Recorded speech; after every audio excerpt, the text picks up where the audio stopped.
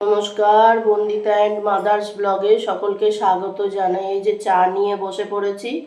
ঠান্ডা বাবা, কি ঠান্ডা, খুব ঠান্ডা পড়েছে, খুব ঠান্ডা পড়েছে আমার মা বলছে। বাবা মা ওদিকে ভাত বসিয়ে দিয়েছে আর এই রেডিও শুনতে শুনতেই কাজ করছিল। আমি এই উঠলাম,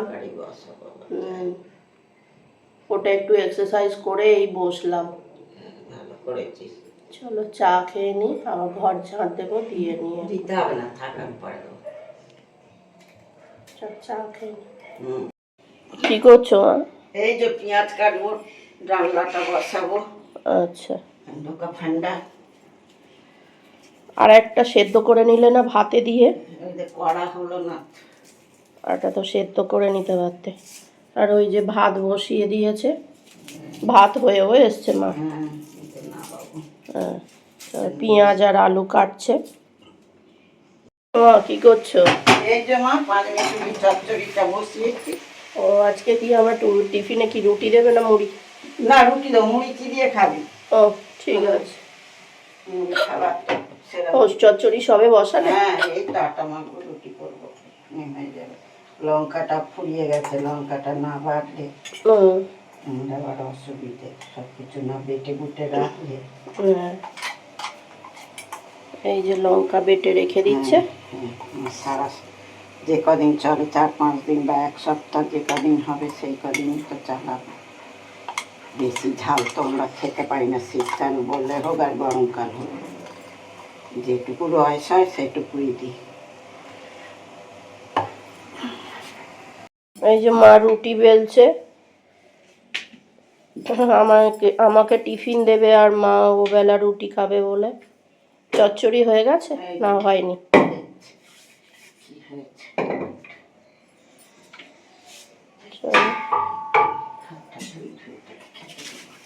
হ্যাঁ, হাতটা ধুই ধুয়ে তোকে খেতে দিই। আজকে রান্না হচ্ছে ভাত আর ডিম দিয়ে কচু দিয়ে তরকারি, ক্যাপসিকাম।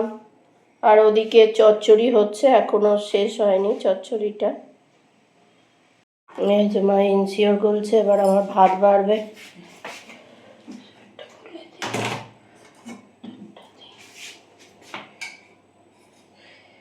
জয়ের দোকানে প্যাকেট সব লিক হওয়া, অর্ধেক ডুব পড়ে যায়।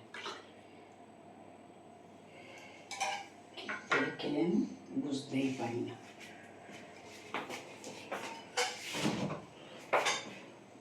ভাত বাড়ছে, আজকে আর শশা নেই। না, শশা উঠছে সব, কালকে এখানে এসেছিল, আমি না এখান থেকে নিতে হবে না, কালকে বাজার যাব, বুধবার মঙ্গলবার, আজকে তো হাট বন্ধ, হাটের বাজারটা। এখান থেকে নিয়ে আনি শুকনো, এই শেষ করুন, ভালো হবে না হয়তো। অল্প ভাত দাও। অল্পই দিয়েছি, একটুখানি দিয়েছি।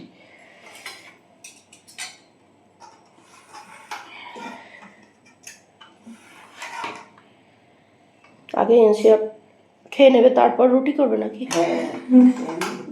তাহলে ওষুধটা খেয়ে এসো।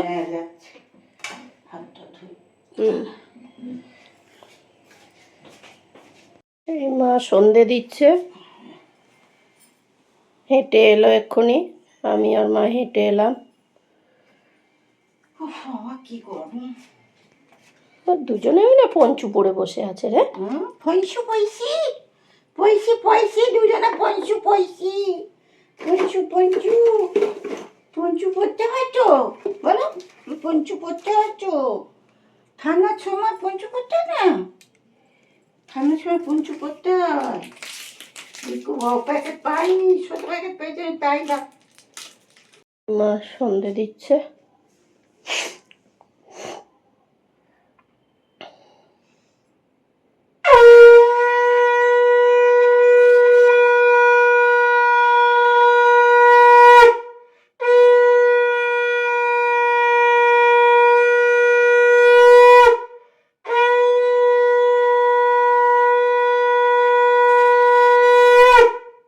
আর একজন এসে লেজ নাড়ছে।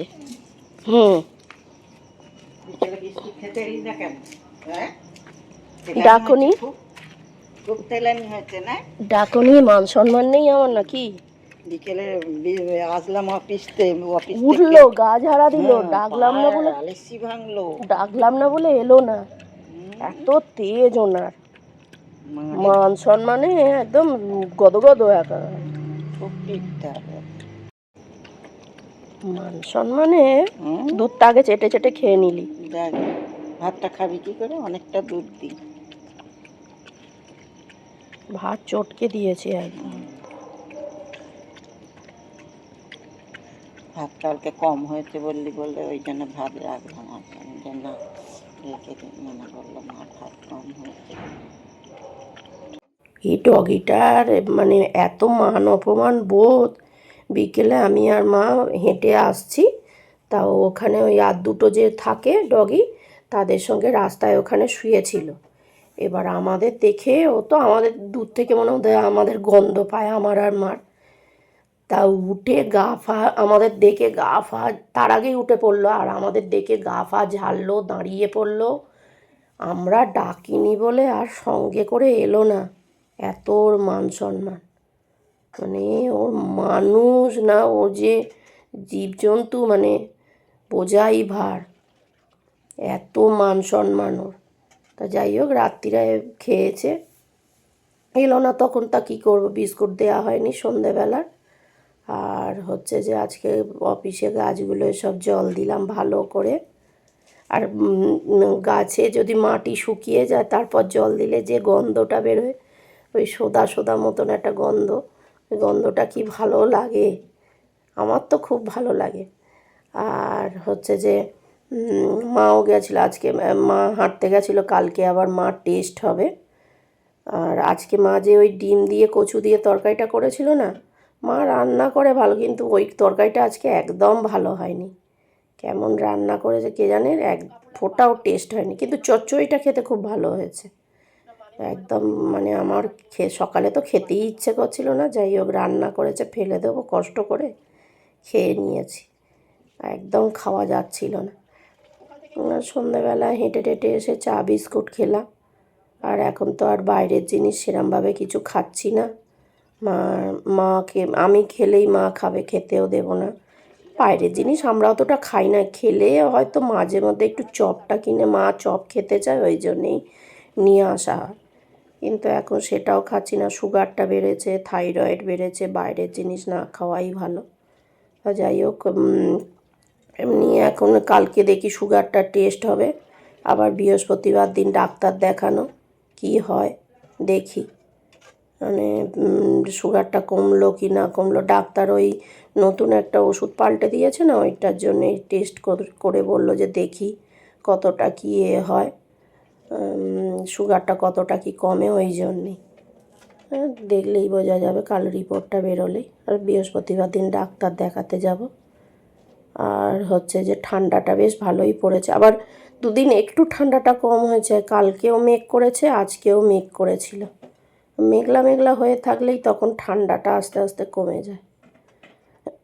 এবারে না অফিসের কাজগুলো ভালোভাবে মানে গোলাপ ফুল হচ্ছে না, অন্যান্য বছর কত গোলাপ ফুল হয়। এই যে মা বাদাম ভেজাচ্ছে, আমি সকালে খাই, ওই বাদাম ভেজাচ্ছে মা। মার ইন্দোজব ভেজানো হয়ে গেছে।